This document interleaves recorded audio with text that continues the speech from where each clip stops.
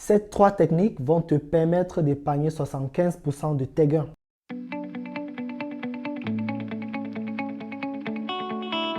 Vous savez, savoir épargner est devenu un art de nos jours, car tout ce qui nous entoure nous pousse à dépenser, parfois sans même réfléchir au préalable. Au bled, de mes multiples petites activités économiques, j'ai épargné beaucoup. Le premier avantage était que je vivais encore sous le toit de mes parents. Alors de ce fait, j'avais aucune raison de me soucier du loyer et donc de là où j'allais dormir. Beaucoup de mes frangins au bled pensent que lorsqu'ils commencent à gagner un peu d'argent, ils peuvent déjà se trouver un petit logement, une petite chambre ou un petit studio où ils vont aménager loin du regard des parents.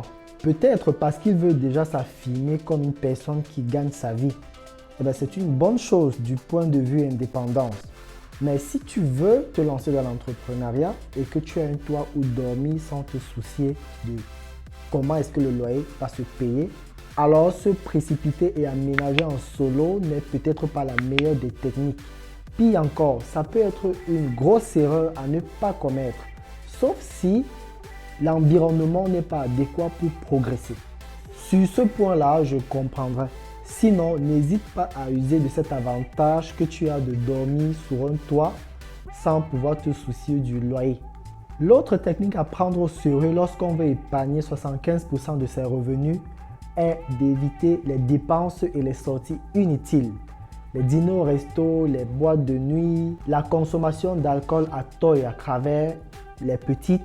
Eh oui, cela peut attendre. Bref, éviter les dépenses inutiles ou celles qui peuvent attendre. Pour les Africains de la diaspora ou du bled, mais qui assument déjà le bail d'un loyer, alors en plus d'éviter tous les déboires dont j'ai cité plus haut, le meilleur moyen d'économiser 75%, peu importe vos revenus, est de se trouver un logement décemment simple et le plus moins cher dans la mesure du possible. Même s'il faut sous-louer et partager son logement avec une autre personne afin de pouvoir diminuer les charges liées à votre logement. N'hésitez pas à le faire, surtout quand on a des objectifs à atteindre. Celle d'économiser le maximum possible afin de soit lancer une meilleure activité économique ou de booster celle dont on a déjà.